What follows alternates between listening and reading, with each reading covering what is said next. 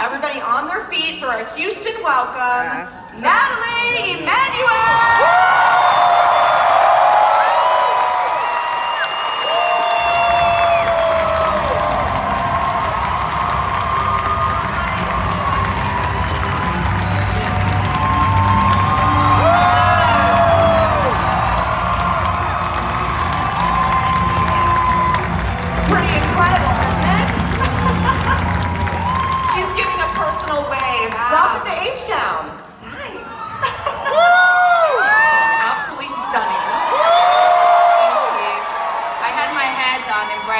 Because I could not be bothered to deal with the humidity. Oh no, girl.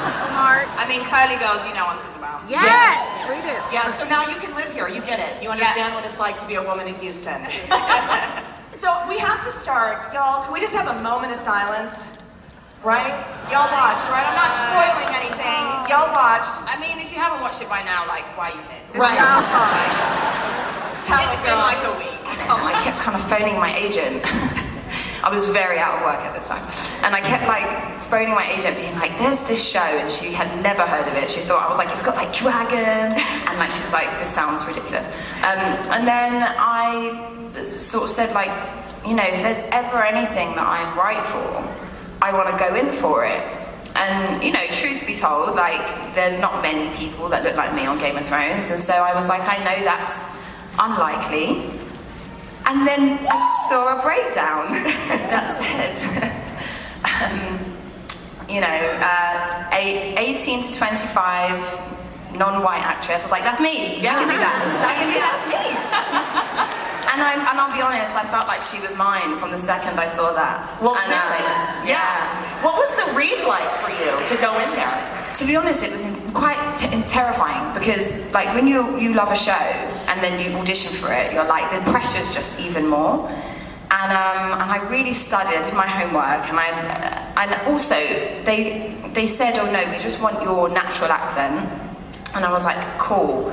But like, because I'm a nerd and I started reading the books, and I was like, she's from somewhere else. Like, she might have an accent. She might have something. So I just like prepared the same scene in a slight accent. I don't even know what the accent was. It just sounded like I was speaking English with an accent. And so I phoned my agent and I was like, are you sure they don't want an accent? And she said, no, they absolutely said natural accent is fine. And I was like, okay, cool. And I get into the audition and they asked me to do a bloody accent. And I was prepared. I was like, it's mine. And I was like, okay, girl, this is your moment. And so I just did it, and then I left, and I just put it out of my head because I thought, don't obsess about this because you'll drive yourself crazy.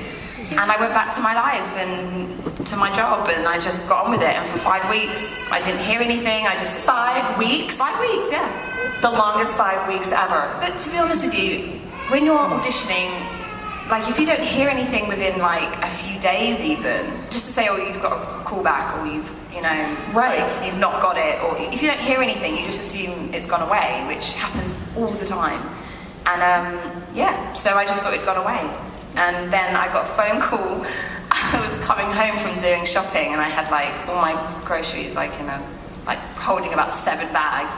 And then my agent phones, and I'm like, hi. She's like, you got it? And I was like, I'd been up for like a commercial or something, and I was like, oh cool, like just completely not realizing she was talking about Game of Thrones. And she was like, no, you got Game of Thrones. And I like just dropped everything. I like cried. Oh my god! I broke the jam jar. I was like, oh god, you know. And then, nobody needs jam anymore when you're on Game of Thrones. Who cares about jam? We don't. So yeah, and it was like the best feeling ever, because you know, like, it's hard when you love acting, you love being a creative person, and right, you're not getting to do that. It really can hit your self-esteem really hard.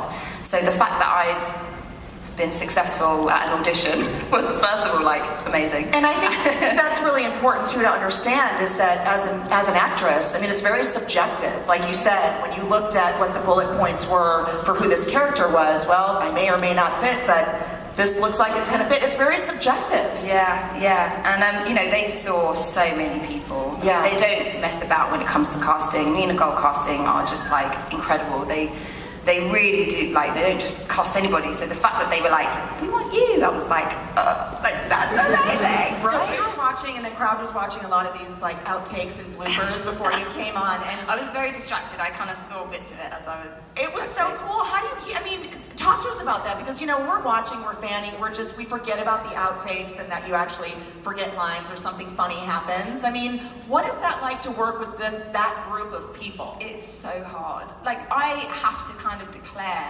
that I am not good. If people are laughing, I will laugh. Like, there is no, like, I'm not this, like, you know, actor that's like, I'm just in it, I'm serious, I'm like, if you start laughing, I'm gonna laugh. Like, I'm not that strong, and that's just who I am, I'm sorry. Yeah, it's just been lovely. It's written by Mindy Kaling, who's Queen. She is, yes.